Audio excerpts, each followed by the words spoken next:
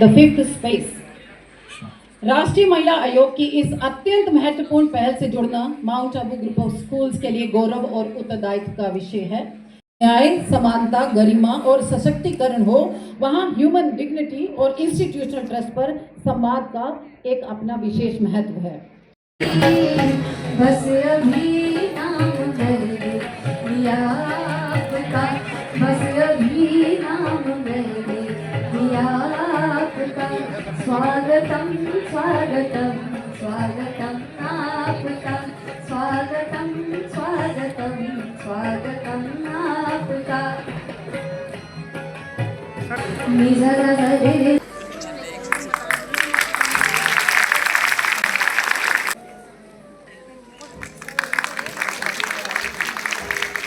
अब मैं माननीय प्रधानाचार्य जी से अनुरोध करूं।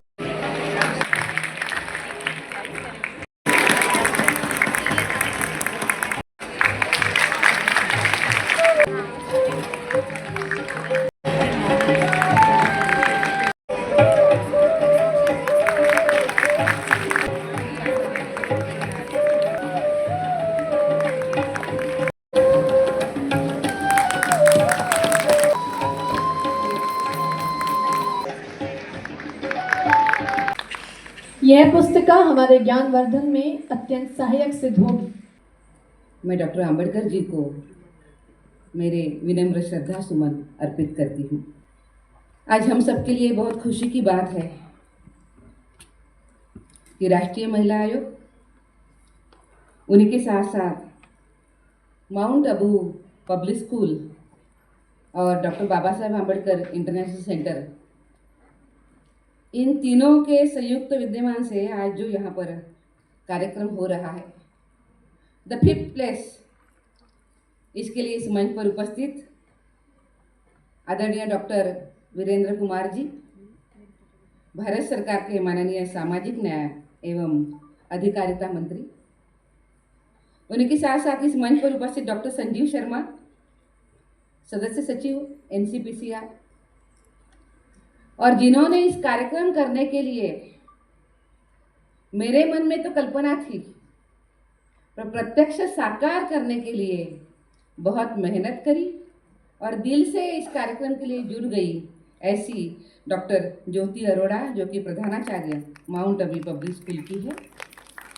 उनके साथ साथ मेरे सामने बैठे हुए हमारे 55 विद्यालयों से आए हुए सभी प्रधानाचार्य और मेरे सभी प्यारो प्यारो बच्चे। सबसे पहले तो मैं आदरणीय डॉक्टर वीरेंद्र सिंह जी का बहुत बहुत स्वागत और धन्यवाद करती हूँ। जैसे कि अभी डॉक्टर ज्योति अरोड़ा जी ने कहा कि आज हमारे बच्चे कई दुनिया में जी रहे हैं। वो घर है, वो स्कूल है, वो समाज है और बहुत बड़ी डिजिटल दुनिया भी है। और इन्हीं चारों के बीच में अब हमारा फिफ्थ स्पेस भी आ रहा है।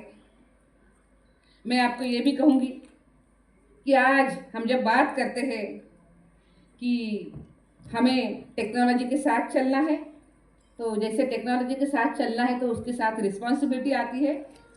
फ्रीडम के साथ हमें डिसिप्लिन के साथ चलना है। और लीडरशिप जब करती है हम, तब उसका मतलब केवल इंस्टीट्यूशन चलाना नहीं है, बल्कि बच्चों के मन में, उनके पेरेंट्स के मन में विश्वास जताना होता है। और तभी मुझे लगता है कि अगर हम एक अक्षर में कहते हैं कि फिफ्थ स्पेस क्या है, तो मैं ये कहूँगी एक अक्षर में, फिफ्थ स्पेस आपकी चेतना है। और इसी चेतना को साथ लेकर हम आगे बढ़ेंगे। हमारे देश में बेटियों के रक्षा के लिए, बच्चों के रक्षा के लिए अनेक अनेक कानून बनाए हैं, जो हम सभी के सुरक्षा के लिए बहुत पर्याप्त है। अपनी समस्या लेकर हमारे पास आता है, तो क्या हमारी टीम सही तरीके से उसका साथ देने के लिए तैयार है?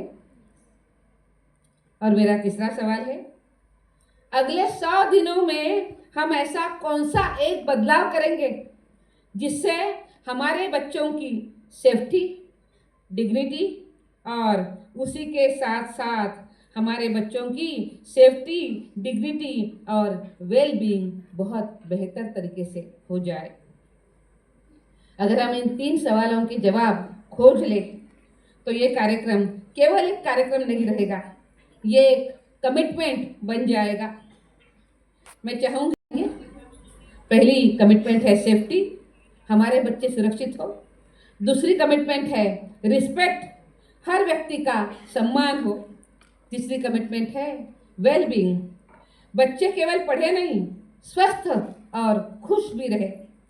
चौथी है डिजिटल अवेयरनेस, टेक्नोलॉजी के साथ रिस्पॉन्सिबिलिटी भी आए। केवल टेक्नोलॉजी है, हमने उसका उपयोग किया और कैसे भी किया, उससे प्रॉब्लम्स हो गए, ये होना नहीं चाहिए, इसीलिए रिस्पॉन्सिबिलिटी भी आए। और लास्ट है लीडरशिप, जो पॉलिसी है जो जमीनी स्तर पर दिखाई दे, वहाँ तक हम काम करें।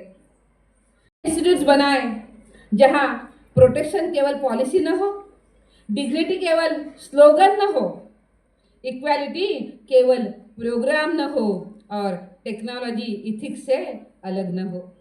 तो आइए कंप्लायंस से कल्चर की ओर हम चले, अवेयरनेस से एक्शन की ओर हम चले और पॉलिसी से प्रैक्टिस की ओर हम चले और रिस्पॉन्स से हम प्रिवेंशन की ओर हम चले, क्योंकि हमारी सफलता इस बात से तय नहीं होगी।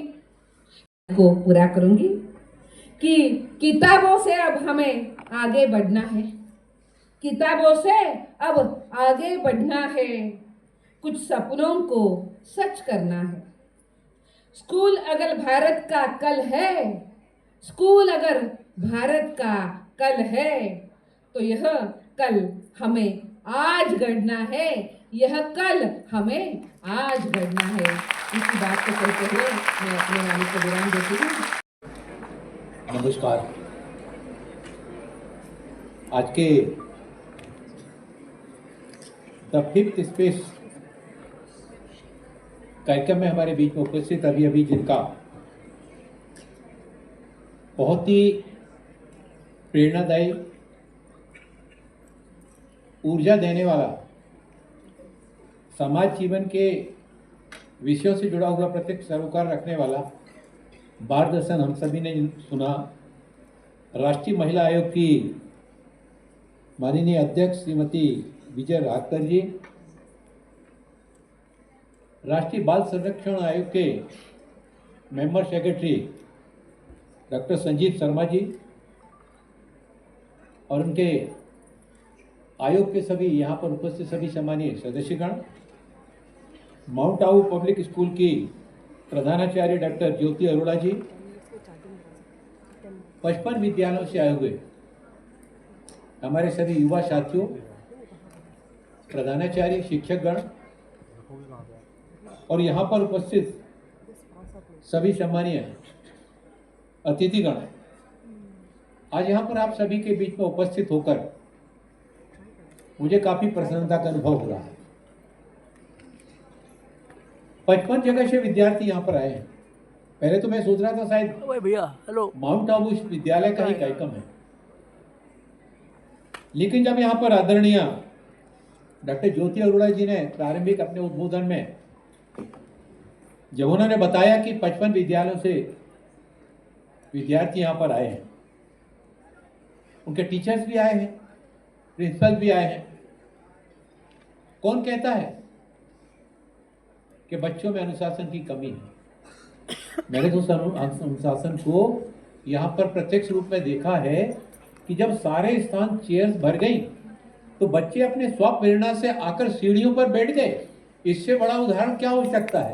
इन बच्चों के लिए किसी ने कहा नहीं किया, प्रेरित नहीं किया, लेकिन उनको स्वयं लगा कि हमारे साथी बहुत बड़ी संख्या में यहाँ पर आए हैं और हमको अपने बैठने का स्थान स्वयं चयन करना चाहिए। फिर बैठने के बाद जिस तरह से इस कार्यक्रम के साथ में भावनात्मक रूप से जुड़ करके इसमें अपनी सहभागिता भी वो यहाँ पर जोड़ रहे हैं। Doctor Bhimrao Ambedkar international centre का ये जो परिसर है, इस परिसर में ऐसे विषय पर संवाद कर रहे हैं जो सीधे इन युवा साथियों के साथ भारत के भविष्य के साथ में जुड़ा हुआ है। हमारी शिक्षा कैसे हो, हमारे बच्चे कल के नागरिक कैसे बने और स्वतंत्रता के साथ अपनी जिम्मेवारियों का निर्वहन कैसे करें। द फिफ्थ स्पेस को ये केवल एक कार्यक्रम नहीं बल्कि एक महत्वपूर्ण राष्ट्रीय संवाद हमारे बीच में आज हो रहा है। अभी जब हमारी राष्ट्रीय महिला आयोग की अध्यक्ष दीदी विजया जी जब बोल रही थी, उन्होंने इतने बारीकी के साथ में जहां बच्चों को परिवार के साथ में, समाज के साथ में, विद्यालय परिवार के साथ में, सबके साथ में जोड़ते हुए कि बच्चे केवल परिवार की अकेली जिम्मेवारी नहीं है या माँ बाप की अकेली जिम्मेवारी नहीं है। बच्चों का भविष्य निर्धारित करने में परिवार के साथ साथ समाज की भी बहुत महत्वपूर्ण भूमिका होती है। उस विद्यालय में उनको अध्ययन कराने वाले शिक्षकों की भी महत्वपूर्ण भूमिका होती है। और वो बच्चे उन अपने शिक्षकों से प्रेरणा लेकर, क्योंकि हर शिक्षक को पता होता है हमारे क्लासरूम में जो बच्चे हैं इसमें किसके अंदर किस तरह की प्रतिभा है, कौन पढ़ने में बहुत अच्छा है, कौन खेलने में बहुत अच्छा है, किसकी संगीत में रुचि है, कौन बहुत अच्छा कविता लिखता है, या विद्यालय के लिए जब पत्रिका स्मारिका निकाली जाती है तो सुविनर के लिए कौन अच्छा लेख लिख सकता है। ये सारी एक एक बच्चे के बारे में जितनी बारीकी के साथ में विद्यालय परिवार के हमारे जो शिक्षक होते हैं उन शिक्षकों को जानकारी होती है। और वो दृष्टि क्या दिखाई देती है कि युवाओं को जो सामने जो बैठे हैं उनको केवल बैठने के रूप में नहीं, इसे उपदेश के भाव के रूप में नहीं, बल्कि संवाद का साथी मानते हैं। वो जब संवाद का साथी मानते हैं तो इसको लेकर जो उनका जो है ना, हमारी सबसे बड़ी उलझन ये होती है कि हमारी ये जो पीढ़ी है, इस पीढ़ी के मनोभावों को परिवार और समाज और विद्यालय सबको समझने की आवश्यकता होती है। हमारी पीढ़ी आज बदले हुए परिवेश में उसके मन में किस तरह के विचार आ रहे हैं, वो किस तरह की शिक्षा पद्धति के साथ में जुड़कर आगे बढ़ना चाहता है। मतलब जिस तरह से राष्ट्रीय महिला आयोग के माध्यम से बच्चों के साथ में उनके समस्याओं को सुनना, बाल अधिकार संरक्षण आयोग, बाल कल्याण समितियां, ये सारे प्रावधान किए गए। उनके लिए एक जो अभी दीदी ने कहा था कि हमको अगर किसी तरह की हमको समस्या आती है तो एक नेशनल हेल्पलाइन भी बनाई गई है बच्चों के लिए। उस नेशनल हेल्पलाइन का उपयोग करके बच्चे अपनी कठिनाई की, अपनी समस्या को बता सकते हैं। इसी तरह से जो हमारे बच्चे हैं, सामाजिक न्याय अधिकारिता मंत्रालय में के द्वारा ऐसे बच्चे जो बच्चे पैदाइशी दिव्यांग हैं, कोई बच्चा बोल नहीं पाता है, कोई बच्चा सुन नहीं पाता है, कोई बच्चा चल नहीं पाता है, लेकिन बच्चों को क्या चाहिए? बच्चों को चाहिए शिक्षा, बच्चों को चाहिए सुरक्षा, बच्चों को चाहिए सम्मान और बच्चों को चाहिए जीवन जीने के लिए उनके लिए अधिकार। तो ऐसे जो डिसेबल्ड बच्चे हैं, ऐसे डिसेबल्ड बच्चों के लिए सामाजिक न्याय अधिकारिता मंत्रालय ने अपने 9 राष्ट्रीय जो नेशनल इंस्टीट्यूट हैं, उन नेशनल इंस्टीट्यूट के माध्यम से उनके बारे में न केवल रिसर्च के काम को आगे बढ़ाना, बल्कि उनकी शिक्षा पद्धति को कैसे उनके मनोभावों के अनुरूप आगे बढ़ाने का काम करना। उसके लिए दृष्टिबाधित बच्चों के लिए ब्रेल लिपि, फिर भारतीय सांकेतिक भाषा लिपि, इनका उपयोग करके ये बच्चे भी कैसे शिक्षा के क्षेत्र में आगे बढ़ सकते हैं। अब एक छोटी सी घटना का उदाहरण आपके सामने बताऊंगा। हमारे देश की साथियों के साथ ही साथ जो उनके प्रिंसिपल यहाँ पर आए हैं, टीचर्स यहाँ पर आए हैं, इन सभी से मैं इस आशा विश्वास के साथ में आइए ऐसी शिक्षा का निर्माण करें जहाँ हर बच्चे को विश्वास हो कि मैं सुरक्षित हूँ, मैं सम्मानित हूँ, मेरी आवाज़ मायने रखती है। यही सच्चा सामाजिक न्याय सशक्तिकरण और द फिफ्थ स्पेस का उद्देश्य होगा। इन्हीं शब्दों के साथ में मैं अपनी वाणी को विराम देता हुआ आप सभी के उज्जवल भविष्य के लिए ढेरों ढेरों शुभकामनाएं, बहुत बहुत बधाई।